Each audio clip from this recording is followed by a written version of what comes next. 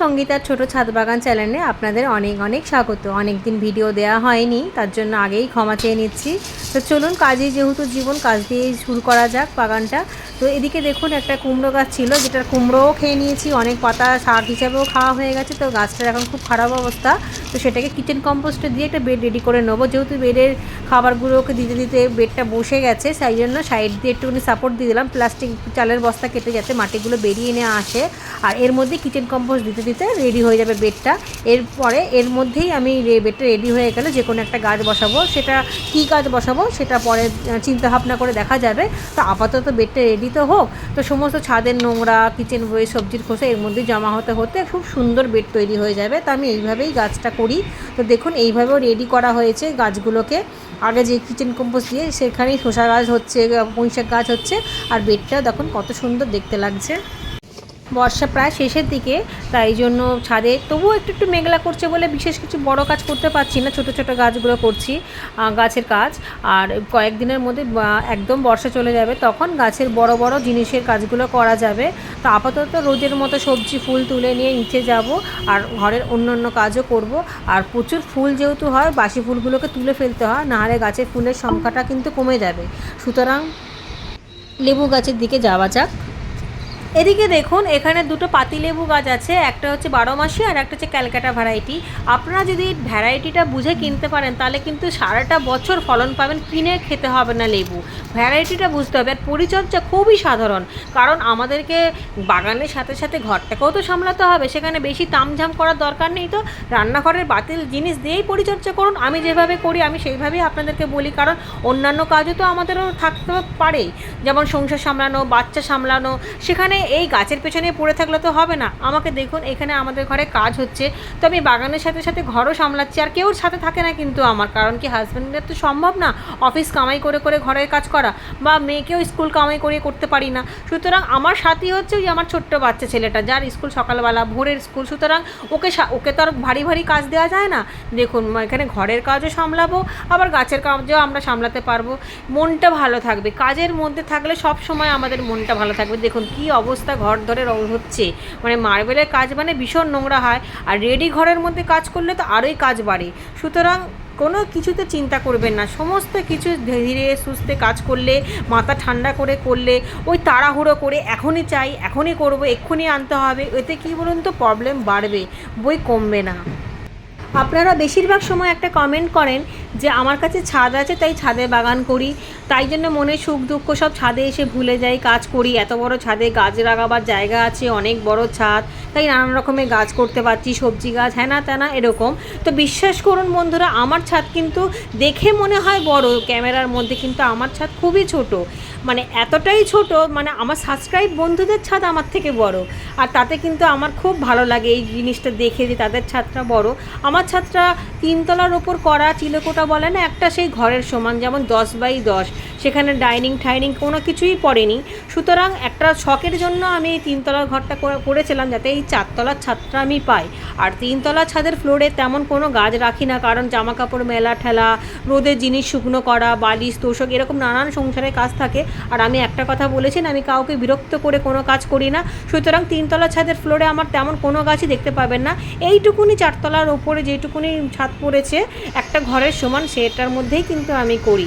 আপনারা এটা ভুল ভাবেন যে বড় ছাদ হলেই অনেক কিছু করা যায়, আর ছোটো ছাদ হলেই কিছু করা যাবে না।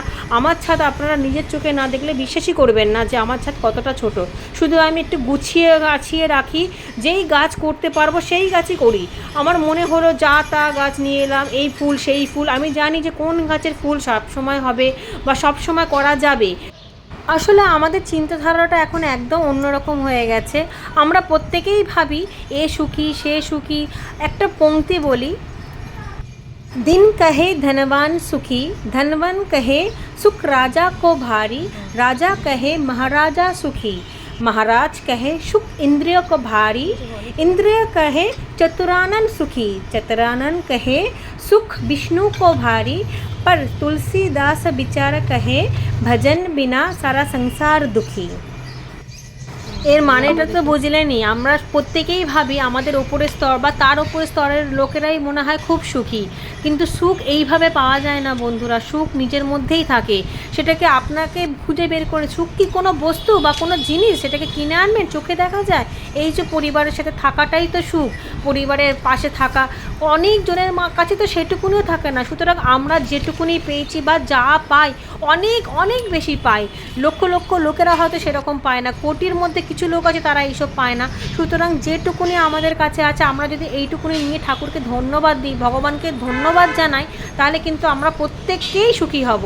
কোনো কিছু অঘটন ঘটার মানেটাই এই না যে ভগবান আমাদের সাথে খারাপ করেছে না। আমরা এরকমভাবেও তো চিন্তা করতে পারি যে বড় অঘটনের থেকে বাঁচিয়ে নিয়েছে, বড় অঘটন ঘটতে যাচ্ছিল তার থেকে ভগবান আমাদেরকে বাঁচিয়েছে।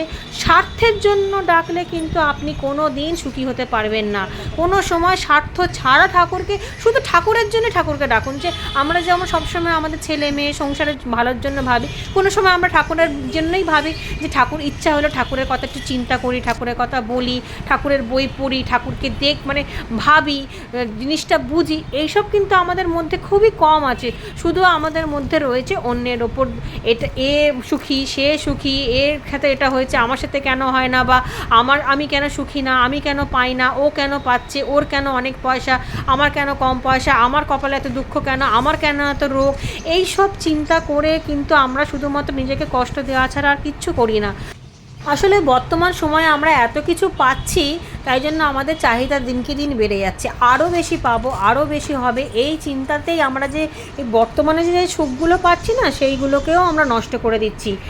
ছাদ বাগান আমার ছোট, আপনার বড়, বা আপনারটা ছোট, এই সব জেনে বুঝে কি হবে? আমার ছাদ বাগান ছোটোতে কী হয়েছে, আমার বন্ধুর ছাদ বাগান তো বড়। আপনি সেটাই ভেবে খুশি হন না যে আমি যেটা পাচ্ছি না আমি তাকে বলি এই তোর ছাদ বাগানে এইটা কর বা ওটা কর, বা আমাকেও একটা সাজেশান দে না, বা এরকমও তো আমরা ভাবতে পারি। কেন আমরা সবসময় বিপরীত চিন্তাভাবনা করছি? আমার আমার আমার আমার বলতে আর কি আছে? আমার ঠাকুমা সবসময় একটা কথা বলতেন, আমার বলে এখানে কিছু নেই, সবই ঈশ্বরের। উনি যদি চান তো সঙ্গে সঙ্গে সব কিছু কেড়ে নিতে পারেন। ওই জন্য ওনার দেওয়া যেটুকুনি আমাদের কাছে আছে অনেক ধন্যবাদ দেওয়া উচিত সেই ভগবানকে আমাদেরকে। ওই আফসোস করলে কোনো দিন সুখী হওয়া যায় না, তখন দেখবেন সব থেকেও আপনি দুঃখী। এই জন্য আমার করে, বা আমার নেই তার আছে, কোনো কিছু হবার পেছনে কিন্তু কিছু কারণ থাকে। আমি আমাকে দিয়ে একটা উদাহরণ দিচ্ছি, আপনারা অনেকেই জানেন বেশ কিছুদিন আগে আমার হার্টে অপারেশন হয়েছে। আমার গায়ে একদম রক্ত ছিল না, 4 বোতল রক্ত দেওয়া হয়েছে। এমনকি আমার হাতে ভেনের অনেক প্রবলেম ছিল, অনেক যন্ত্রণা সহ্য করেছি, অনেক কষ্ট পেয়েছি। ছেলে মেয়েকে ছেড়ে হসপিটালে ভর্তি ছিলাম, ঘরের লোক এখানে বিরক্ত ছিল। তা আমি কিন্তু সেইভাবে দেখিনি জিনিসটাকে যে আমার সাথেই বা কেন হলো, এত কষ্ট আমি কেন পেলাম, আমার এত কষ্ট প্রাপ্য নয়, আমার এই বয়সেই বা এরকম হলো কেন, বা আমি কি খাবার দাবার খাইনি যে আমার গায়ে রক্ত ছিল না। আমি কিন্তু এরকমভাবে ভাবি না। আমি উল্টে যখন সবাই ভগবানকে দোষ দিচ্ছিল, আমি কিন্তু বলছিলাম যে না ভগবানকে না দোষ দিয়ে তার কৃতজ্ঞ মানা উচিত। কারণ কি, সঠিক সময় সে আমাকে বাঁচিয়ে দিয়েছিল। কারণ হার্ট অ্যাটাকে তো আমি মারাও যেতে পারতাম, বা রক্ত শূন্যতাতেও তো আমার অনেক বড় ক্ষতি হয়ে যেতে পারতো। তো সেখান থেকে আমি সঠিক সময় আমার সব কিছু ধরা পড়েছে, সঠিক সময়ে আমার চিকিৎসা হয়েছে, ওষুধ পড়েছে, তাই জন্য আজকে আমি সুস্থ। এবার আর একটা কথা দেখুন, অসুস্থ ছিলাম তার মানে এই না যে আমি একেবারে চিররুগ্নী হয়ে পড়ে থাকবো আর আমাকে সবাই গোলামের মতো আমার সেবা করবে। কাকে আমি সেবার জন্য রেখে দেবো বলুন? আমার হাজব্যান্ডকে যে অফিস কামাই করে আমার সেবা করবে, বা আমার মেয়েকে যে স্কুল কামাই করে, বা আমার ওই 10 বছরের ছেলেকে? না, আমাকে সুস্থ হতে হবে আমার নিজের জন্য, নিজের হিম্মতে। জানি আমার সংসার আছে, আমার বাগান আছে, আমার স্বামী আছে, বাচ্চাদের পড়াশোনা দেখাশোনা। সুতরাং আমি আমার মনটাকে সেট করে নিয়েছিলাম, মাথাটাকে সেট করে নিয়েছিলাম যে আমাকে খাওয়া দাওয়া করে ওষুধ খেয়ে আমাকে সুস্থ হয়ে আবার আগের অবস্থায় ফিরতে হবে। ওই শুয়ে থাকলে আমার রোগের পর রোগ, একটার পর একটা রোগ বাড়তো, আর কিছু না। আমি দিনকে দিন কমজোর হয়ে যেতাম, আর আমার সাথে সাথে আমার ঘরের লোকেদের মনোবলটাও প্রচণ্ডভাবে ভেঙে যেত। আমার মেয়ের পড়ার ক্ষতি হতো, ছেলের পড়ার ক্ষতি হতো, হাজব্যান্ডের অফিসে প্রভাব পড়তো। সুতরাং আমার একা মানুষের জন্য এত লোকের ক্ষতি হতো, আমার ঘরটা ভেঙেই যেত। অসুস্থ অবস্থায় থাকলে আপনার ঘরে কোনোদিনও উন্নতি থাকতে পারেন না, আপনাকে নিজের থেকে সেটা ঠিক করতে হবে। চলুন এবার কলা গাছে খাবার তৈরি করে নিই। তো আমার ব্যবহার করা চা পাতা জমিয়ে রেখেছিলাম, গোবর সার, একটু সর্ষের গুঁড়ো আর ডিমের খোসা নিলাম, আর নিজের তৈরি করা জৈব সার যেটা আমি কিচেন কম্পোস্ট তৈরি করে রেখেছি, আর অনেকটা পরিমাণে সার্ফ পাউডার, ব্যাস। আর কোনো কিছু না, বাইরের কোনো খাবার কিন্তু আমি দিইনি। এই খাবারটাকেই ভালো করে মিশিয়ে কলা গাছে দেবো। যেহেতু ফল গাছ তাই জন্য ঘন ঘন খাবার দেবো না। দিয়ে এটা নিয়ে তৃতীয়বার দিচ্ছি। যখন ছোট অবস্থায় টবে দিয়েছিলাম, তারপরে বড় টবে দিলাম, আর এখন যেহেতু অনেকটাই বড়, দেখুন আমার সমান হয়ে গেছে, এই সময় দেবো। গাছের ফল আনার জন্য না, এটা দিতে হবে গাছের শরীর স্বাস্থ্য ঠিক রাখার জন্য, গাছ যেন হেলদি থাকে সেই জন্য। তারপর ফল তো ওর নিজের সময়তেই আসবে। দেখুন কতটা খাবার নিচে নেমে গেছে, সুতরাং এই খাবারটা আমি দুটো কলা গাছেই দিয়ে দেবো। এইরকম জৈবভাবে কিন্তু আমি প্রতিটা বছর কলা গাছ করি, আর তাতে ফলনও হয়। আমি কলার কাঁদিও দেখিয়েছিলাম, মোছাও দেখিয়েছিলাম এর আগের বছরের ভিডিওতে, আপনারা চাইলে সেটা দেখে নিতে পারেন। আমি কিন্তু বাইরের কোনো ওই পটাশ সার কী সব আছে না, ইউরিয়া ঠিউরিয়া হেন তেন আমি কিন্তু ব্যবহার করি না। আমার কাছে যেটুকুনি আছে সেটুকুনি দিয়েই আমি বাগান করি। আপনাদেরকেও সেই কথা বারবার বলি যে কলা গাছও সম্ভব। এটা 20 লিটারের ড্রামের মধ্যে রয়েছে, অনেকেই জানতে চেয়েছিলেন। 20 লিটারের ড্রামের মধ্যে আমি করি। এর থেকে বেশি বড় হলেও কোনো অসুবিধা নেই, ভালোই হবে তাতে, কিন্তু আমার কাছে অত বড় ছিল না, এর মধ্যেই ফলন চলে আসে। তো আমি খাবারটা আবারও বলছি, ব্যবহার করা ধোয়া চা পাতা রোদে একটু শুকিয়ে নেবেন, একটু গোবর সার, সর্ষের গুঁড়ো আর নিজেরই ব্যবহার করা যে ডিমের খোসাগুলো আছে সেগুলো ধুয়ে শুকনো করে নেবেন, আর একটু সাফ ফাঙ্গিসাইড আর নিমখোল তো অতি অবশ্যই দিতে হবে। নিমখোলটা সব গাছের জন্যই খুব দরকার, তাতে পোকা মাকড়ের উপদ্রব হয় না বা ফাঙ্গাস লেগে যায় না, আর গাছ খুব ভালোবাসে, খুব নিমখোলটা দেওয়া খুবই দরকার এইগুলো। আর আপনার নিজের তৈরি করা কিচেন কম্পোস্ট সার যে দিতে পারেন তারও ভালো। আমার যেমন বানানো ছিল সেটা দিয়েই দিয়েছি দুটো কলা গাছ, আর যেটুকুনি খাবার বেঁচেছিল সেটা এই বাতাবি লেবু গাছটায় দিলাম। আপনারা তো দেখলেন কিছুক্ষণ আগে আমি বাতাবি লেবু গাছ থেকে একটা লেবু পেরেছি। প্রথম ফলটা ঠাকুরকে দিয়েছি, ওটা দ্বিতীয় ফল ছিল যেটা আমার বান্ধবীকে দিয়ে দেবো, কারণ সে বর্ধমান থেকে এসেছিল চলে যাবে বলে, তাকে আমি গাছের ফলটা দেবো বলে পেরে নিলাম, নাহলে ফলটা আর একটু বাড়তো। আর এখানে আর একটা রয়েছে, আর একটা আসছে। আর বাতাবি লেবু গাছ করতে গেলে একটা নিয়ম আছে, ঘন ঘন যে কুড়িগুলো থেকে ফলগুলো ধরে সেগুলো কিন্তু একসাথে রাখা যাবে না, একটা রাখতে হবে, বাকি সবগুলো ফেলে দিতে হবে। যেমন দেখুন আমার এখানে 3টে ফল এসেছিলো, আমি 2টো ফেলে দিয়েছি, এই একটা রাখবো, কারণ আমরা টবে গাছে করি, এই টবের মধ্যে কতটুকুনি খাবার থাকতে পারে যে একটা ফল ধারণ করার ক্ষমতা রাখবে। সুতরাং 2টো ফেলে দিয়ে একটা রাখলে এইরকম বড় হবে, পুষ্টি হবে। আর যদি আপনি 3টে 4টে একসাথে রেখে দেন তাহলে কোনো ফলটাই ভালোভাবে হবে না, ছোট্ট একটুখানি হবে, তাতে কোয়াও আসবে না, ফলটা বাড়বেও না, মিষ্টিও হবে না, বেকার নষ্ট হবে। সুতরাং বাতাবি লেবু গাছ টবের মধ্যেও খুব সুন্দরভাবে হয়। আর আগের বছরও দেখিয়ে দিয়েছিলাম যে আমার ওইটুকুনি গাছে কতটা ফল এসেছিলো, এই বছরও কিন্তু 4টে এসছে, আবারও নতুন করে কুড়ি ধরেছে। দেখুন কলা গাছে খাবার দেওয়া হয়ে গেছে, ব্যাস। আর যতক্ষণ না এবার ফল ধরবে, সে দেরি হোক কোনো অসুবিধা নেই, তাতে কোনো ঘন ঘন খাবার দেওয়া যাবে না। ঘন ঘন খাবার দিলে কিন্তু গাছে ফল আসতে দেরি হবে। এই সময়টা দেওয়াটা খুব দরকার, যেহেতু খুব উঁচু হয়ে গেছে। আর এই টবে প্রতিস্থাপন করার এখন প্রায় 3-4 মাস হলো, 3-4 মাসের মাথায় আমি আবার দিলাম, ব্যাস। আর কোনো খাবার না। এবার যখন ফল ধরবে তখন দেখা যাবে, তখন আমি সেই ভিডিও দেখিয়ে দেবো। কত বরবটি হয়েছে দেখুন তো, কিছু বরবটি তুলে নিয়ে আমার কিন্তু আরও কাজ আছে। আর যেহেতু বর্ষাটা একেবারেই চলে গেছে, বৃষ্টি আর তেমন নেই, মাঝে মাঝে মেঘলা করছে কিন্তু বৃষ্টি তেমন আসছে না, সেই সুযোগে ঘরেরও কিছু কাজ সেরে ফেলতে হবে, কারণ বাগানের কাজ তো অনেকই আছে। এই বর্ষাটা শেষের জন্য অপেক্ষা করছিলাম। আর এক বন্ধু জানতে চেয়েছিলেন যে বন দপ্তর থেকে যে গাছগুলো এনেছিলাম সেগুলো কেমন আছে। দেখুন এইগুলো হচ্ছে সেই গাছগুলো। তো দেখুন পরের দিন সকালবেলা কিছু সবজি আর ফুল তুলে নিয়ে ঠাকুরকে পুজো দেবো, আর সবজি দিয়ে তাড়াতাড়ি করে রান্না করব, কারণ আজকে বাগানে আরও অনেক বেশি বেশি কাজ আছে, অনেক কিছু কাজ আছে, আর ঘরেরও অনেক কাজ আছে, কারণ সামনেই পুজো। ঘরটাকেও তো পরিষ্কার পরিচ্ছন্ন করে রাখতে হবে, আত্মীয় স্বজন আসবে, বন্ধুবান্ধবরা আসবে, তারা কী ভাববে খালি বাগানেরই কাজ করি। ঘরে তো মানে লোকজন আসার মতো সেরকম পরিষ্কার রাখতে হবে, নাহলে মন মানসিকতা ভালো থাকে না। পরিষ্কার পরিচ্ছন্ন থাকলে দেখবে মন মানসিকতাটা ভীষণ ভালো থাকে। তো এই দেখুন এই বরবটি গাছগুলো আমি কিন্তু আনারস গাছের গোড়া দিয়েছিলাম, যেহেতু আনারস গাছ বেশি জল পছন্দ করে না, আর এত বর্ষাতে যাতে আনারস গাছের গোড়া না পচে যায় তাই জন্য ওই জলগুলো অ্যাবজর্ব করার জন্যই কিন্তু আমি এই বরবটি গাছগুলো লাগিয়েছিলাম। আর প্রচুর ফলও এসেছে। আর লেবু তো অনবরত পারি, তবুও পড়ে যায় পেকে পেকে, আর এত লেবু যে আমি ভাত বাড়িয়ে পারতেই পারি না, কাঁটা লাগে ভীষণ। তো কিছু লেবুর পাতা তুলে নেবো, ডাল করব, একটু হলুদ পাতা নিয়ে নিলাম, একটু ওই বানাবো, ওই যে কী বলে ওটাকে, ধোসা, না না, ইডলি ইডলি ইডলি বানাবো। আমি একটা ইউটিউব থেকে দেখেছি হলুদ পাতায় ইডলি বানানো, সেটা বানাবো। আর কত বড় লাল শাকের ডাঁটাটা দেখুন, এটা দিয়ে মাছের ঝোল করব। আর উচ্ছে, করলা, ভেন্ডি, বিনস আর সব কিছু মোটামুটি অল্প অল্প তুলে নিয়েছি রোদের মধ্যে। এই দিয়ে দিলাম এই মাটিগুলো, কিন্তু এখন বেছাতে পারছি না ছাদের মধ্যে, কারণ আমার নিচে যেতে হবে। আজকে মেয়ের স্কুল ছুটি, ওর একটু ব্যাংকের কাজ ছিল বলে সেই সুযোগে আমার কিছুটা কাজ করতে হবে। আর এই যে তখন হলুদ পাতা তুললাম, দেখুন আমি এর মধ্যে ইডলি ভাপা করব। একটা ইউটিউব দেখেছি একজনের, তো ভীষণ সুন্দর লেগেছিলো দেখতে, তো আমিও করলাম। আর দেখুন ঘর যারা প্রস্তুতি শুরু হয়ে গেছে, 3তলার ঘর পরিষ্কার হয়ে গেছে, এবার 4তলার ওই চিলেকোটার ঘরটাতে এসেছি। এই মেয়ে আমি ছেলে 3জনে মিলে পরিষ্কার করছি। ছেলে যেহেতু ছোটো তাই ওকে ছোটো ছোটো কাজ দিয়েছি, আর মেয়ে আমার সাথে সাথে সমানে কাজ করতে থাকে। তো মেয়েকেও আমি খুব একটা ভারী কাজ দিই না। ঘর দর ভীষণ অগোছালো, পুজোর তো প্রায় এসেই গেল, সুতরাং বাগানকে যেমন সুন্দর রাখতে হবে, শীতের বাগান করতে হবে, যেমন ঘরটাকেও তো সুন্দর করে সাজাতে গোছাতে হবে। আর এই সব করার জন্য কিন্তু আমার কাছে কোনো মানে হাউস হেল্প নেই, কিন্তু আমি একাই করি। আর আমার মেয়ে মাঝে সাঝে অনেক বেশি বেশি কাজ থাকলে তখন ও একটু হেল্প করে, তবে ওর স্কুল কামাই করে কখনোই আমি ওকে কাজে লাগাই না।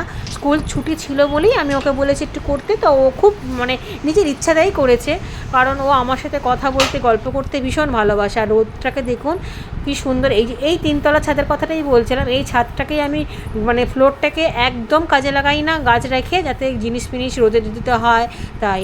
তো কাঁচ ঠাঁচগুলো ভীষণ নোংরা হয়ে গেছিলো, যেহেতু বর্ষার সময় ধুলো কাদা উড়ে, যেহেতু গাছ থাকে, গ্রিলেও অনেক গাছ আছে আমার, এই যে যেমন কত স্পাইডার প্লান্ট, সেখান থেকে মাটি উড়ে উড়ে কাঁচটার মধ্যে পড়ে। তো তোষক টোষক সব রোদে দিয়ে পুরো সুন্দরভাবে গরম হয়ে গেছে, সেগুলোকে আবার যথাস্থানে রেখে দেবো। রেখে ঘরটা পরিষ্কার করে নিয়ে খাওয়া দাওয়া করব, চান করব। তো সকালবেলা একবার চান টান করে ঠাকুর পুজো করে দিয়েই আমরা এসেছিলাম। তো এখন তো গা আবার নোংরা হয়ে গিয়ে সমস্ত কাজ টাজ হয়ে গিয়ে আবারও ছাদে চলে এসেছি, আরও কিছুটা কাজ বাকি রয়েছে আমার। তো সেই জন্য, আর ওয়েদারটা এত সুন্দর ওয়েদার। আর এইখানে পুরনো ভেন্ডি গাছগুলো দেখুন সব তুলে নেবো, কারণ একটা দুটো ভেন্ডি হচ্ছে, একটা দুটো ভেন্ডির জন্য আমি নিশ্চয়ই জায়গাগুলো বেকার করে রেখে দেবো না। কারণ এই যে গ্রো ব্যাগগুলো আছে, অনেকেই আমাকে এরকম বলে, এমনকি আমার নিজের বন্ধুরাই আছে বলে আমাদের মানে জায়গা কিনতে হবে, টব কিনতে হবে, গ্রো ব্যাগ কিনতে হবে। তো আমি নিজে দেখে অবাক, কয়েকদিন আগে আমি একটা বন্ধুর বাড়িতে গিয়ে দেখি হাজার একটা গ্রো ব্যাগের মধ্যে যেই গাছগুলো আর ফুল দেবে না বা ফলন দেবে না সেগুলোকে রেখে দিয়ে আবার কিনবে। আপনারা কিন্তু অনেকেই এটা করেন, এটা করবেন না। আপনার বাগানের জিনিস যেগুলো কমে আসছে বা যেগুলো গাছগুলো মারা গেছে, যেই সিজনটা চলে গেছে, সেই জিনিসগুলোকেই ব্যবহার করুন। আপনারা ডবল ডবল করে কেন কিনবেন? আমি তো ওইগুলোকেই ব্যবহার করি। এই দেখুন এত বড় বড় গ্রো ব্যাগের মধ্যে একটা দুটো ভেন্ডি হবার থেকে সেইগুলোকে আবার নতুন করে মাটি তৈরি করতে দেওয়া, জৈবভাবে খাবার তৈরি করে, মাটি তৈরি করে, কারণ সেপ্টেম্বর মাসের শেষের দিকেই বা অক্টোবরের প্রথমের দিকেই তো আমাদেরকে শীতের চারা আনা শুরু করতে হবে, কারণ এই শীতের চারার জন্য তো জায়গা লাগবে। তো সেই জায়গাগুলোকেই ব্যবহার করে নিতে হবে। আর এই জাম গাছটাকে আমাকে একজন চেয়েছে, মানে আমার আত্মীয়ই চেয়েছে, তাকে দিয়ে দেবো, তার গ্রাউন্ডে হবে।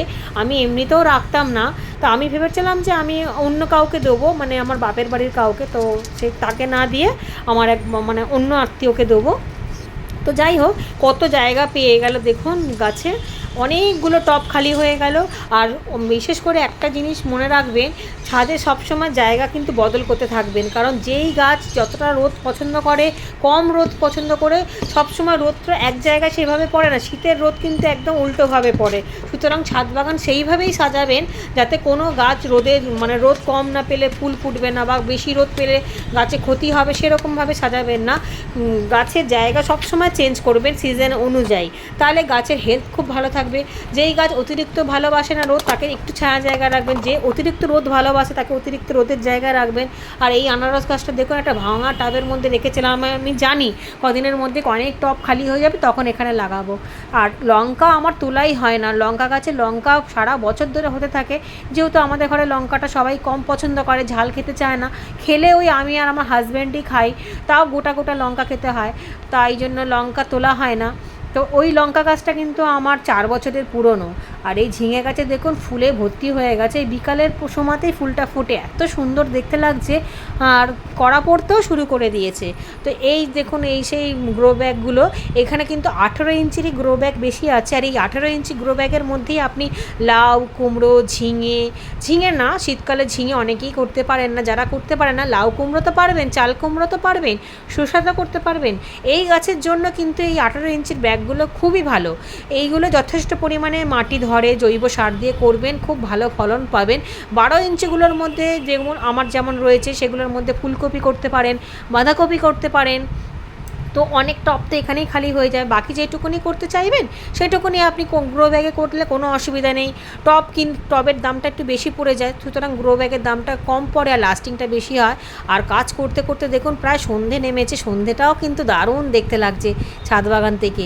ওই নিচের জ্যাম জমাট, যেহেতু কলকাতা শহরে থাকি, এত যানবাহন, এত গাড়ি ঘোড়া শব্দ, সেখান থেকে ছাদে যতক্ষণ থাকবেন না ততক্ষণ শান্তি, এতে এত ভালো লাগবে মনটা। তো যাই হোক, অনেক রাত্রির হলো, আর না মানে রাত্রির না, সন্ধে হয়ে এসেছে। তো পরের দিন সকালবেলা দেখুন বাগান পুরো পরিষ্কার হয়ে গেছে। বাগানটা ছিল অন্যরকমভাবে, আপনারা তো প্রায় সময় দেখেন যে আমার ছাদ বাগানে মাঝে মধ্যেই আমি জিনিস মানে অন্যভাবে সাজাই, অন্য নতুন রূপের সাজাই, একরকম সাজানো থাকে না, কোনো সময় আড়ে, কোনো সময় পাতিলা, কোনো সময় চওড়ায়, এইভাবে থাকে। তো শীতের জন্য ছাদ বাগানটাকে মোটামুটি পরিষ্কার করেছি। এইবার বুঝে শুনে গাছ করব, কোন গাছটা কোন জায়গাতে রাখবো, কোন দিকে রাখবো। আর এইখানে যে ছাদটা রয়েছে, মানে ছাদের যে এই জায়গাগুলো রয়েছে, সেই মাধবীলতার গাছটা এখন যেহেতু রোদের দরকার তাই রোদে রেখেছি, শীতের সময় মাধবীলতার গাছ তো ডরমেন্সিতে চলে যাবে, তখন ছায়া জায়গায় রাখবো। তো এই সবগুলো ভেবে চিন্তে কিন্তু শীতের বাগান করতে হবে। গাছের ওপর গাছ করে কিন্তু জঙ্গলে পরিণত হবে, আর দেখতেও খারাপ লাগবে, আর ছাদটা কিন্তু ধীরে ধীরে ড্যামেজও হবে, কারণ দীর্ঘদিন সেই টপের তলাতে মানে ড্যাম ধরবে, স্যাঁতস্যাঁতে জিনিস থাকবে, পোকা, ভয়ঙ্কর পোকা থাকবে। এক একজনের ছাদ বাগানে শুনি শুঁয়োপোকা, ইঁদুর, বিছে, তারপরে নানান ধরনের মানে কী যেন বলে, ঠেন্ন হ্যাঁ, অনেক কিছুই থাকে। তো সেই সব যাতে না হয়, সুতরাং জায়গা তো আপনাকে চেঞ্জ করতেই হবে। আর এই লেবু গাছটা হচ্ছে গন্ধরাজ লেবুর গাছ, রুট বাউন্ড হয়ে গেছে, সুতরাং গাছটাকে আমি ওই বালতিটার মধ্যেই নতুন করে বসাবো, শেকড় কাটাই ছাটাই করে। যখন করার কথা ছিল তখন হসপিটালে ছিলাম, এখন সময় হয়েছে তাই এখন করব। আর বর্ষার সময় করিনি, কারণ যখন তখন বর্ষা চলে আসবে, বৃষ্টি পড়বে, তাই আমি এই রোদের অপেক্ষাতেই ছিলাম, যদিও বা ভীষণ রোদ। তো দেখুন আমি খুব বেশি বড় জায়গায় বড় গাছ করি না, ছোট করে রাখি। তো লেবু গাছটা যথেষ্ট বেড়ে যাচ্ছে, তো এর যাতে আর না বাড়ে, ছোটোর মধ্যে যাতে ঝোপালো থাকে, তাই এর রুটগুলোকে, এক্সট্রা যে শেকড়গুলো আছে সেইগুলোকে কেটে ছেটে ছোট করে এই বালতিটার মধ্যেই আবার প্রতিস্থাপন করব। তো সব জিনিস নিয়ে চলে এসেছি, যেইগুলো দিয়ে আমি গাছ প্রতিস্থাপন করব। মাটি, গোবর সার, সর্ষের খোল, একটু ডিমের খোসার গুঁড়ো, শিংকুচি, নিম খোল, অ্যাপসন সল্ট, একটুখানি সিউইড, আর রয়েছে ফাঙ্গিসাইড, ব্যাস এই সাধারণ জিনিস। আর একটু নিজের গাছের নিজেরই তৈরি করা জৈব কম্পোস্ট, মানে কিচেন কম্পোস্ট, যেটা আমি তৈরি করে রেখেছি সেইগুলো দিয়ে। দেখুন গাছটা কেটে ছেটে ছোটো করে দিয়েছি, কিন্তু মূল শেকড়ে কিন্তু আমি একটু আঘাত দিইনি, মূল শেকড়কে আঘাত দেওয়া যাবে না। এবার একটুখানি জৈব সার যেটা তৈরি করে রেখেছি সেটাকে ওপর থেকে নিয়ে নেবো, যতটুকুনি মাটিতে পরিণত হয়েছে।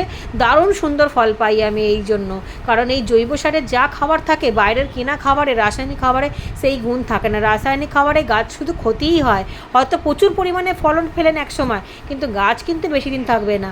আর এই লেবু গাছটা প্রায় আমার 3 বছরের বেশি হয়ে গেছে, 3.5 বছর হতে যাবে। তো সমস্ত কিছু এইভাবে মিশিয়ে নিয়ে এবার গাছের নিচটার মধ্যে রাখবো, এই মাটিগুলো একটু সরিয়ে রাখবো। আর গাছ থেকে যে মাটিগুলো বেরিয়েছে পুরনো মাটিগুলো, সেগুলো আর ব্যবহার করব না, এইগুলোকে আবার শোধন করে অন্য গাছে কাজে লাগাবো, রোদ খাওয়াবো, একটুখানি শোধন করে চুন মিশিয়ে অন্য গাছে। আর এই গাছে বালতিটার মধ্যে আগে একটু ভাঙা দিলাম, তারপরে কাপড় পেতে নিলাম যাতে মাটিটা ছুঁয়ে বেরিয়ে না যায়, বালি দিলাম, তারপরে অনেকটা পরিমাণে যে মাটিটা মিশিয়ে রেখেছি সেই মিশিয়ে রেখে গাছটাকে সুন্দরভাবে প্রতিস্থাপন করব। আর ওই যে আমার যে হাতলগুলো রয়েছে কাঠারি বা চাকু সেটা দিয়ে মাটিগুলো একটু দাবিয়ে নেবো, যাতে ফাঁপা না থাকে, তাতে কিন্তু ফাঙ্গাস লেগে যেতে পারে। সুতরাং এই একটা কিছু সাহায্যে মাটিগুলো ঠেসে দেবে, যাতে কোনো জায়গায় ফাঙ্গাস না লাগতে পারে। এবার ফাঙ্গিসাইডটা দেওয়াই রয়েছে, কোনো অসুবিধা নেই। সাইড করে আগে মাটিগুলোকে তুলে গুছিয়ে নেবো, নাহলে কাদা হবে, তারপর গাছে জল দেবো। দিয়ে কয়েকদিন একটুখানি সাইড মতো করে রাখবো একটা বড় ফুল গাছের তলায়, তারপর নিজের জায়গায় দিয়ে দেবো। কারণ লেবু গাছ মানেই ভীষণ পরিমাণে রোদ ভালোবাসে।